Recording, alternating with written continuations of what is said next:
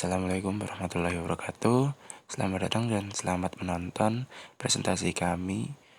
Kami kelompok 4 beranggotakan 6 orang. Yang pertama adalah Ahmad Mustafa Roja, yang kedua adalah Arif Prasetya, dan ketiga adalah dari saya sendiri. Dan yang keempat adalah Muhammad Yusuf Fahdianto, dan kelima adalah Fajar Wahyu Gumelar, dan yang keenam adalah Ahmad Fatoni. Untuk presentasi yang pertama akan dimulai oleh saudara Mustafa Roja atau sering disapa Roy.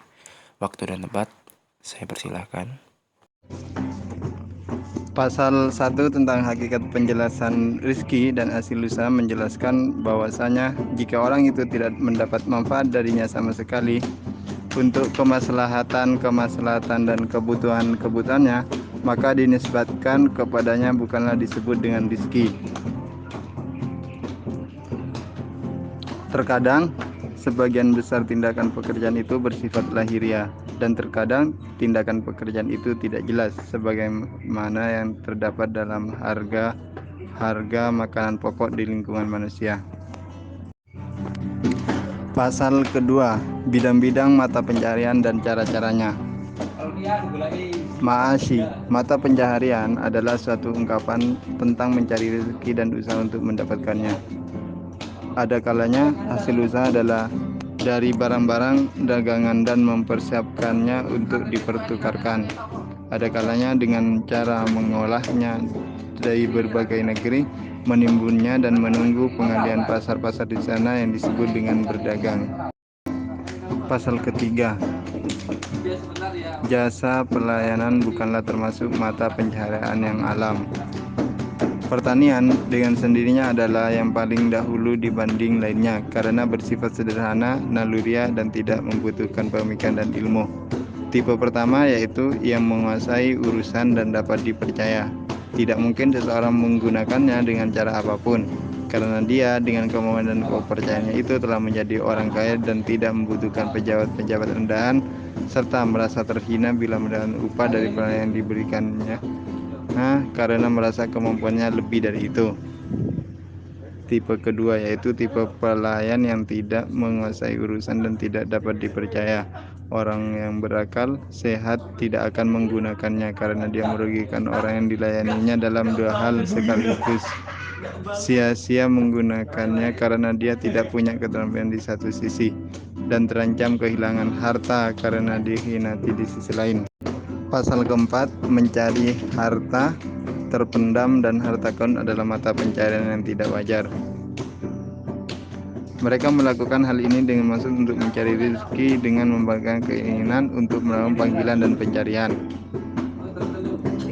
Apabila akhirnya mereka tidak mendapat sesuatu sama sekali, maka mereka beralasan bahwa itu karena ketidaktahuan mereka terhadap mantra yang digunakan mengunci harta itu.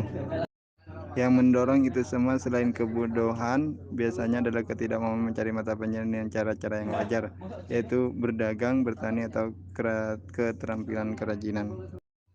Pasal kelima, jabatan merupakan sarana efektif untuk meraih kekayaan. Kekuasaan atau jabatan dalam dunia politik merupakan salah satu sumber penghidupan. Hal ini sebagaimana yang telah kami jelaskan sebelumnya. Aktivitas pejabat sangat banyak sehingga membuatnya lebih cepat mencapai kekayaan. Karena ini akan semakin bertambah dan melimpah bersama dengan berjalannya waktu.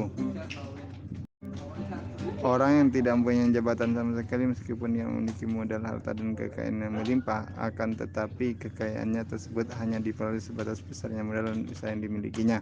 Mereka ini kebanyakan berasal dari kalangan saudagar.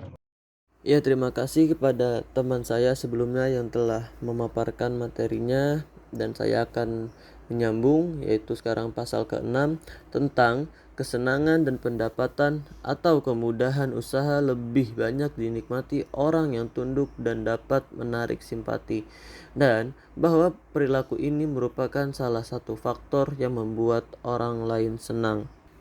Ya, mengapa jabatan sangat efektif untuk mendapatkan limpahan kekayaan?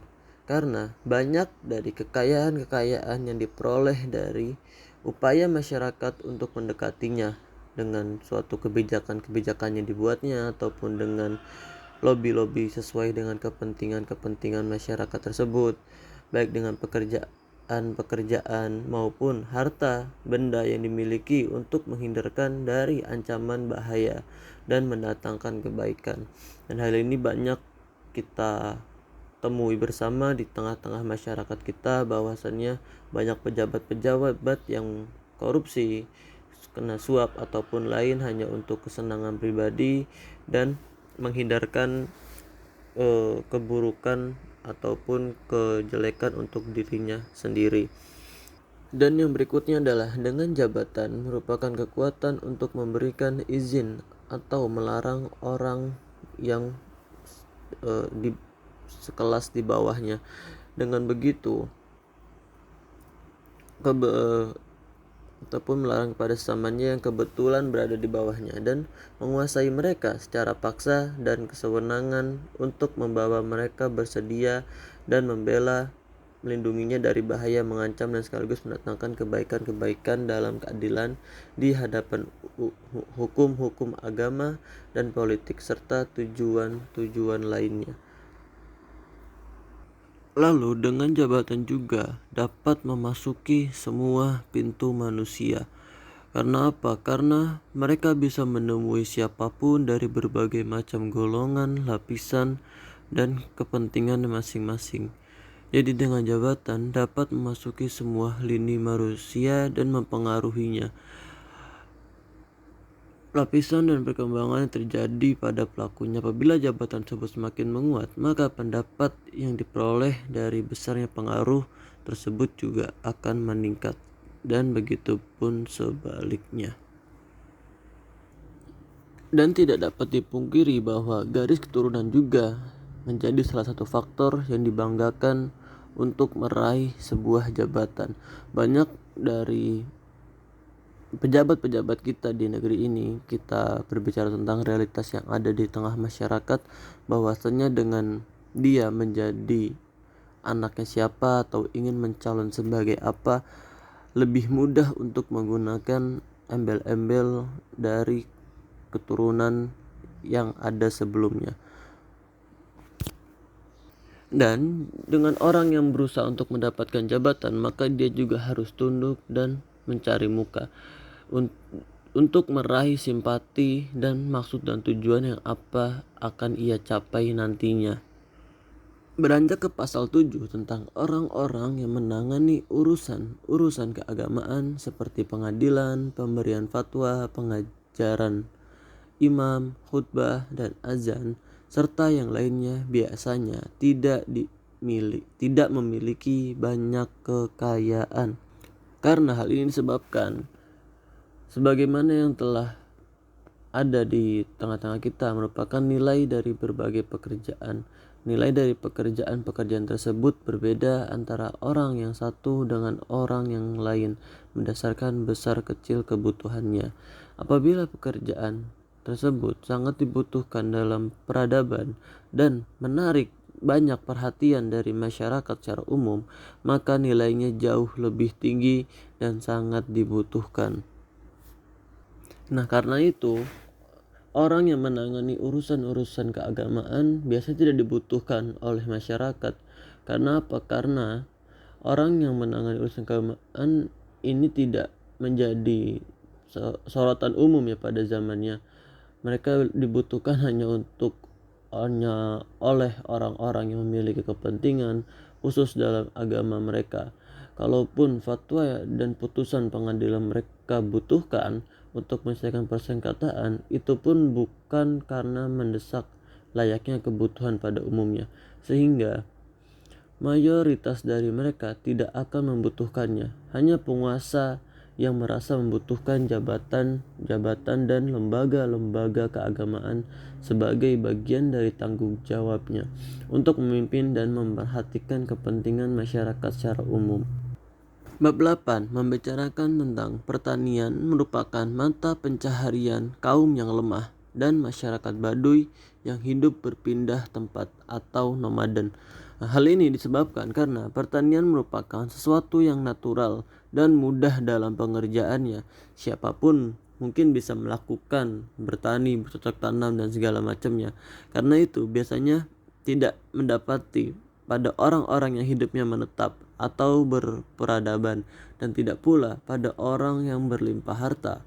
Orang yang menekuni posisi ini hanya orang-orang yang bercirikan kerendahan saja. Nah, mengapa orang yang bertani atau pertanian merupakan dianggap sebagai pencaharian kaum yang lembah? Karena pada masanya bahwa pekerjaan pertanian selalu diikuti dengan pungutan paksa yang mengharuskan terjadinya penguasaan dan kekuasaan, sehingga orang yang berkewajiban membayar pungutan tersebut menjadi hina dan menderita karena ia dikuasai oleh tangan-tangan kekuasaan yang tidak berbelas kasihan, seperti untuk membayar pajak, upeti, dan hasil panen yang diserahkan kepada negara. Pasal ke-9 tentang pengertian, metode, dan jenis-jenis perdagangan. Nah, definisi dari itu adalah berdagang adalah usaha manusia untuk memperoleh dan meningkatkan pendapatan dengan properti yang dimilikinya, dengan cara membeli komoditi dengan harga murah dan menjualnya dengan harga mahal, baik barang tersebut berupa tepung atau hasil-hasil pertanian, binatang ternak maupun kain dan segala macamnya. Orang yang berusaha mendapatkan utang tersebut mungkin dengan menimbulkan komoditi tersebut ketika nilainya di pasar murah dan mengeluarkannya di kemudian hari ketika pasar membutuhkannya, sehingga diperoleh keuntungan yang melimpah. Nah, dalam bab 10 maksudnya pasal ke-10, tipe orang yang pantas menekuni perniagaan dan orang-orang yang harus menjauhinya. Orang yang pantas untuk berniaga yaitu adalah: 1. Seorang pedagang itu harus bekerja keras. 2. Seorang pedagang harus mempunyai keberanian untuk menyelesaikan persengketaan di pengadilan. 3. Mempunyai hitungan yang cermat dan pembukuan yang valid, tepat, dan tajam. Yang terakhir adalah berani menentang kebijakan pemerintah yang salah yang dapat merugikan dirinya. Sedangkan orang yang tidak pantas untuk berdagang atau di perniagaan yang harus menjauhinya adalah ciri-cirinya, atau orang yang tersebut tidak mempunyai keberanian untuk melawan sebuah kezaliman, melawan ke pengadilan dan terhadap kebijakan-kebijakan yang pemerintah buat dan itu dapat merugikan dirinya. Tidak tegas dalam mengambil sikap, tidak memiliki jiwa kewirausahaan, dan terakhir tidak mempunyai kewibawaan di hadapan penguasa. Dengan begitu nanti dia akan dapat diinjak-injak dan mendapatkan kesewenangan dari para penguasa. Ya, jika sebelumnya kita membahas soal ciri-ciri saudagar, orang yang dapat menekuni sebagai saudagar dan orang yang harus menjauhi perniagaan, dan sekarang kita akan membahas ke pasal ke-11 tentang perilaku para saudagar lebih rendah dibandingkan perilaku orang terhormat dan para penguasa. Mengapa para saudagar itu bisa dikatakan lebih rendah dibandingkan orang-orang terhormat dan penguasa? Nah, jika para saudagar ini melakukan sebuah tindakan yang merekayasa untuk menarik minat konsumen untuk membeli barangnya dan lain, tapi dengan cara rekayasa, etikanya yang rendah, tidak mempunyai tanggung jawab, dan yang terakhir adalah melakukan tawar-menawar harga dengan perjanjian yang palsu. Mungkin itu pembahasan dari saya. Mungkin nanti bisa dilanjut dengan teman saya yang berikutnya. Kurang lebihnya mohon maaf. Sekian dan terima kasih. Perkenalkan, nama saya Galih Muhammad. Pasal selanjutnya adalah pasal ke-12, yaitu ekspor dan komoditi perniagaan. Pedagang yang profesional adalah pedagang yang mampu melihat potensi dari suatu barang dagangannya.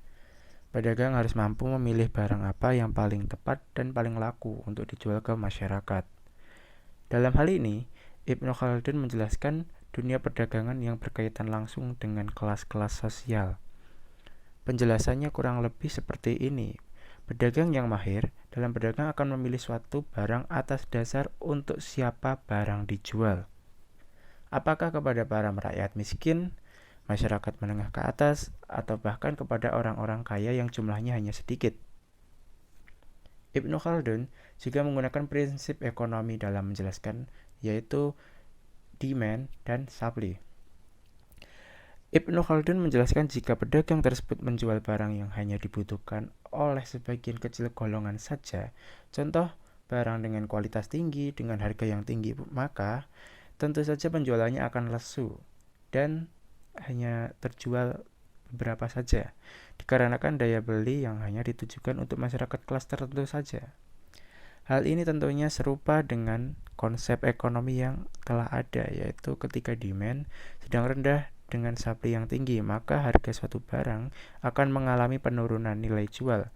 Sebaliknya, jika demand suatu barang sangat tinggi dan supply atau persediaan suatu barang tidak terpenuhi, maka yang terjadi adalah kelangkaan dan berharga mahal.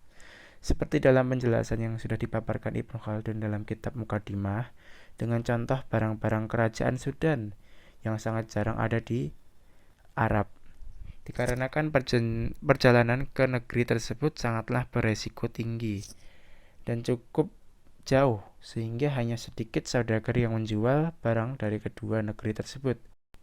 Selanjutnya adalah pasal ke-13, yaitu monopoli.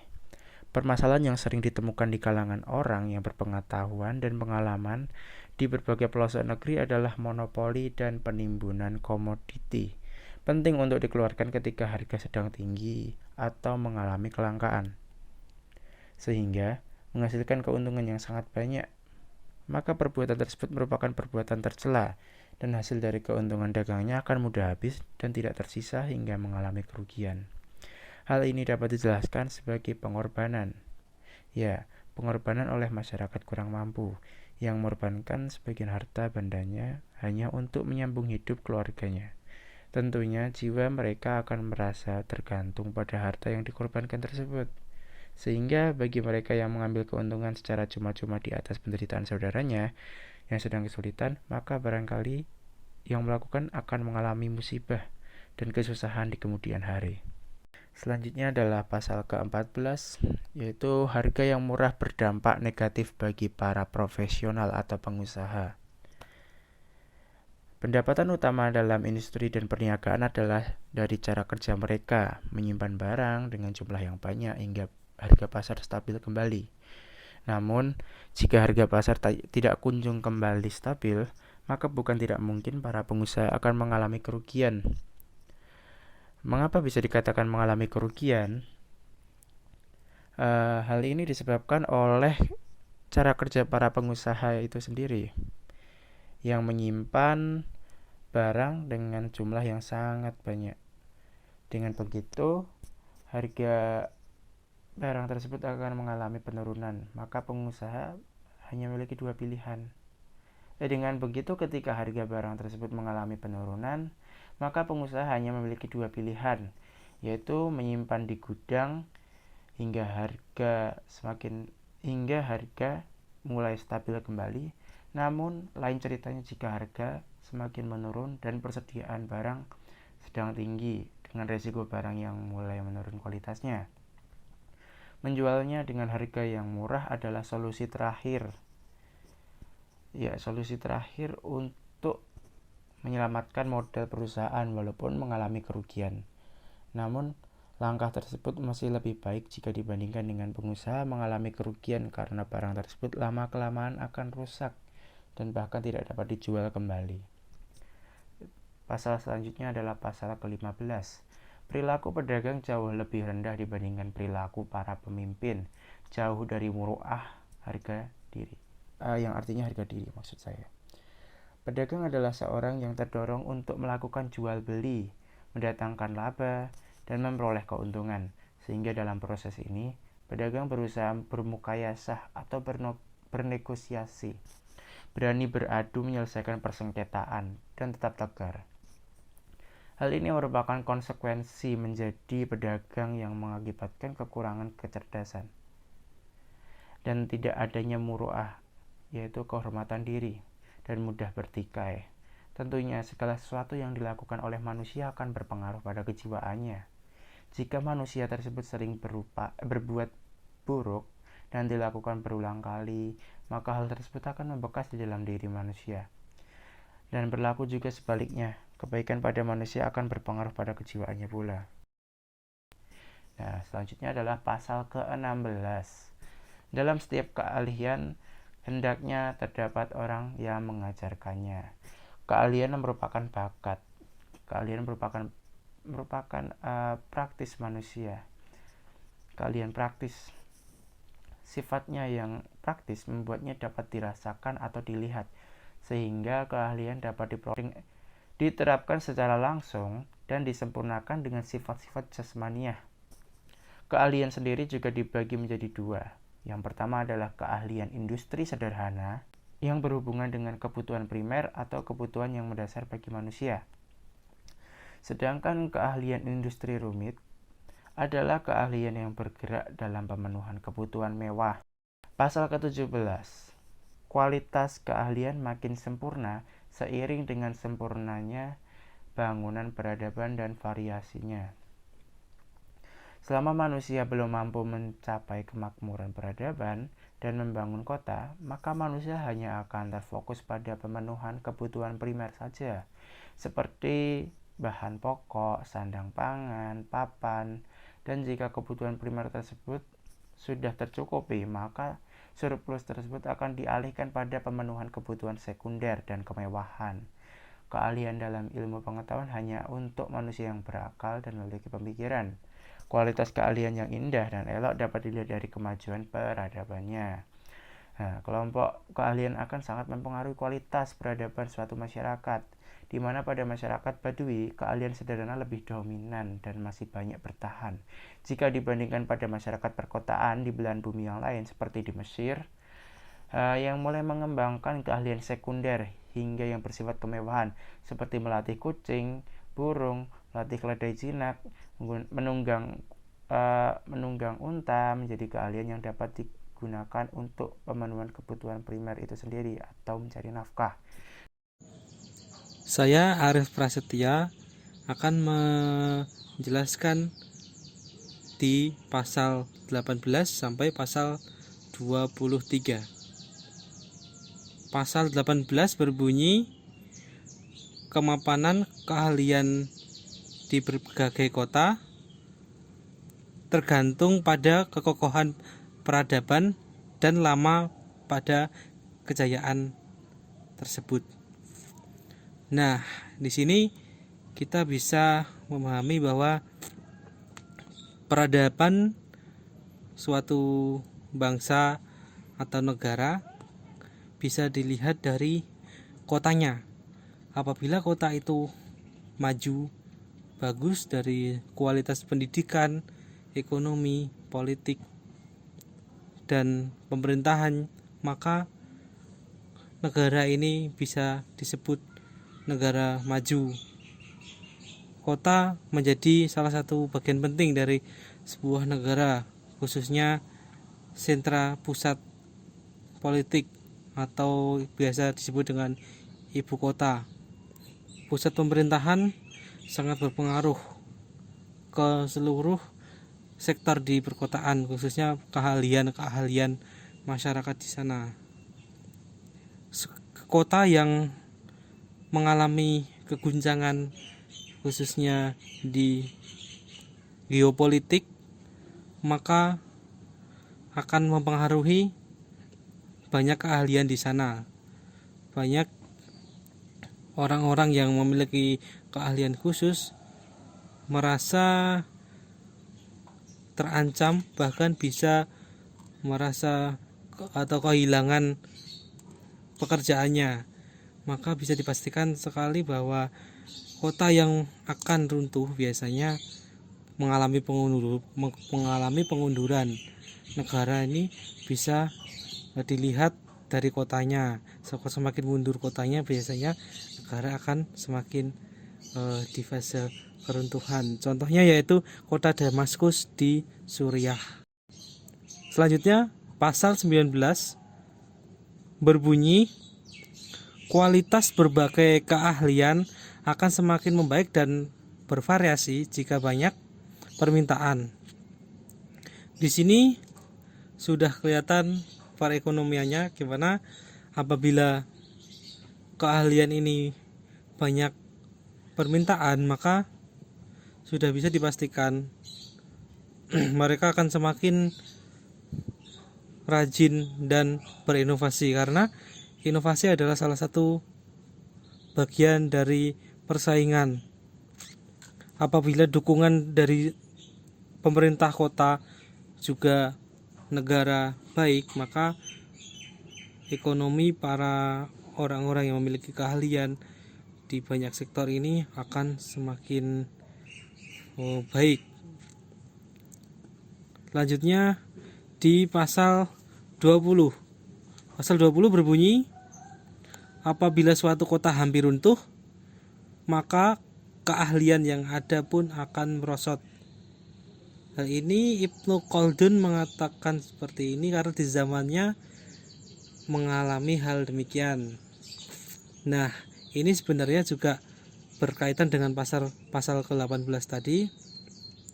Dan ini penegasannya ya.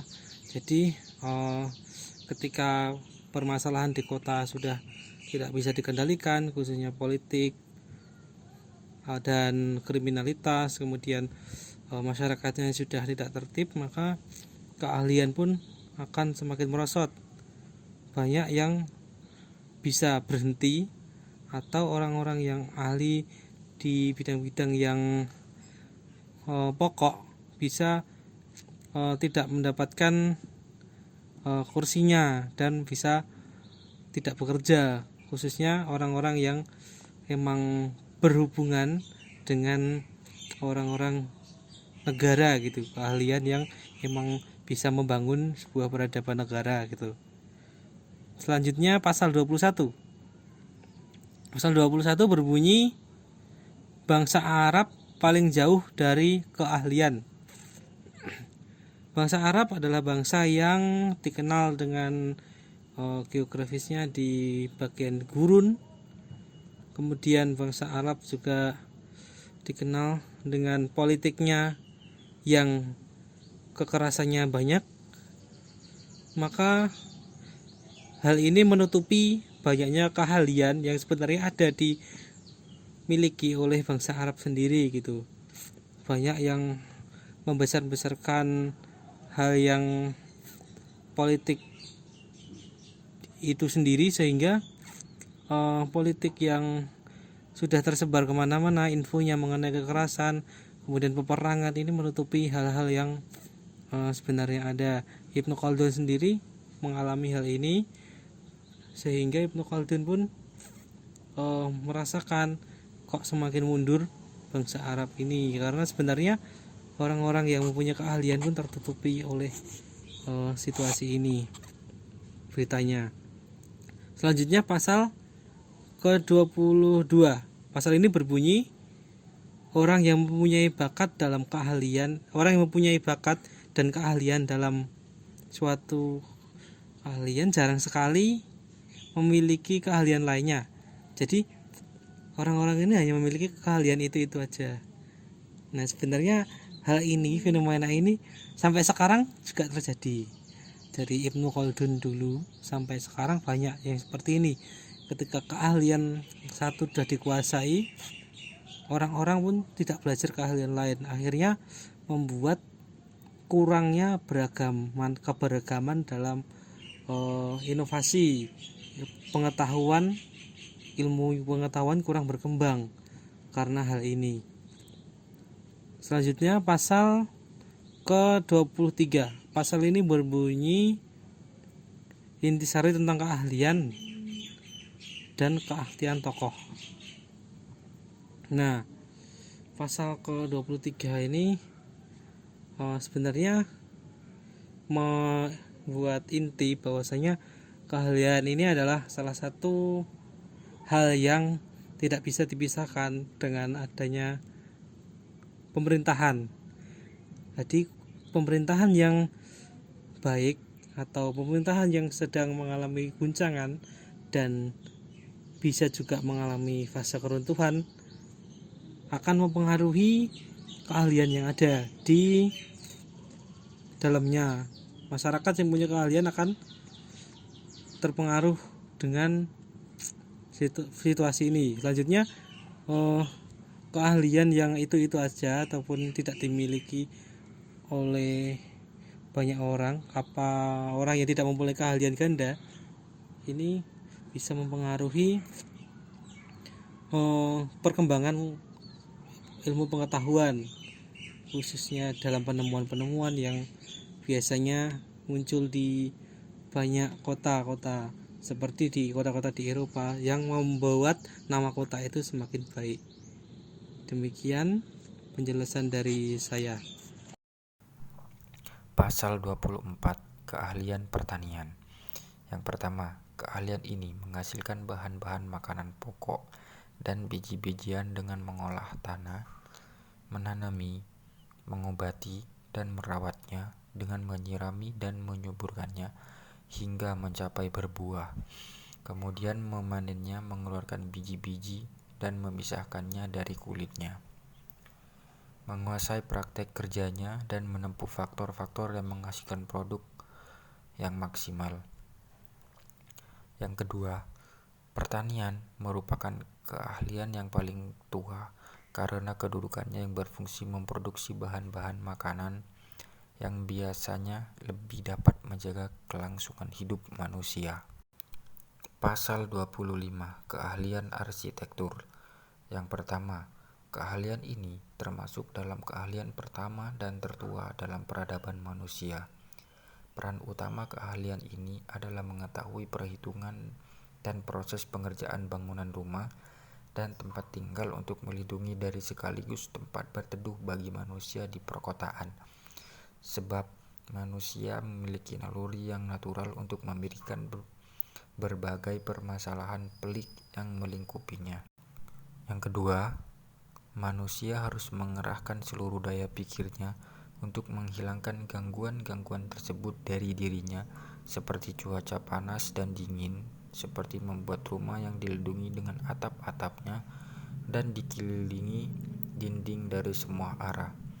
Yang ketiga, dalam membangun dan mendirikan bangunan, mereka sangat teliti dalam merancang bentuk dan ketinggiannya yang diimbangi kontrol yang baik agar menghasilkan keahlian yang sempurna. Orang yang menekuni keahlian ini memiliki kemampuan yang berbeda-beda. Sebagian mereka ada yang profesional dan ada pula yang biasa saja dan bahkan kurang dari standar. Yang keempat, para arsitek tersebut mempunyai pemahaman dan pengalaman tentang berbagai permasalahan yang tidak dimiliki orang lain. Meskipun demikian, kemampuan mereka berbeda-beda dalam kualitas suatu bangunan berdasarkan pemerintah, kerajaan, dan kemajuannya, serta tidak adanya regenerasi dalam komunitas masyarakatnya. Pasal 26. Pertukangan. Yang pertama, pertukangan merupakan salah satu keahlian terpenting dan menjadi kebutuhan mendasar bagi bangunan peradaban. Materi utamanya adalah kayu. Yang kedua, keahlian yang menjamin dan menghasilkan barang-barang tersebut adalah pertukangan. Dengan berbagai tingkat dan keterampilan orang yang menekuninya, si tukang kayu ini membutuhkan pengetahuan yang cukup untuk mendapat memilah dan memilih kayu yang tepat, mungkin dengan kayu yang paling kecil ataukah dengan papan. Lalu potongan kayu tersebut disusun berdasarkan sketsa gambar konstruksi bangunan yang diinginkan. Pasal 27. Profesi memintal benang dan menjahit. Yang pertama, orang-orang modern dalam pemikiran kemanusiaan pastilah mempunyai ide untuk mengatasi rasa panas layaknya pemikiran dalam ketenangan.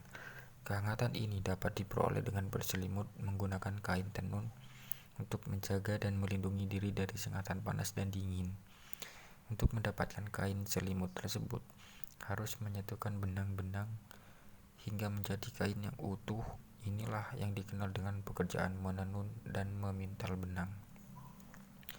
Yang kedua, keahlian memintal benang yaitu merangkai barang-barang yang dipintal, yang biasanya terbuat dari wol, rami, kapas, dan lain-lain, dengan mengatur panjang dan lebarnya dengan tenunan yang akurat hingga benang-benang tersebut menyatu dengan kuat dan tidak terurai, serta agar benang-benang tersebut menjadi kokoh dan kuat sehingga dapat dipotong menjadi ukuran tertentu.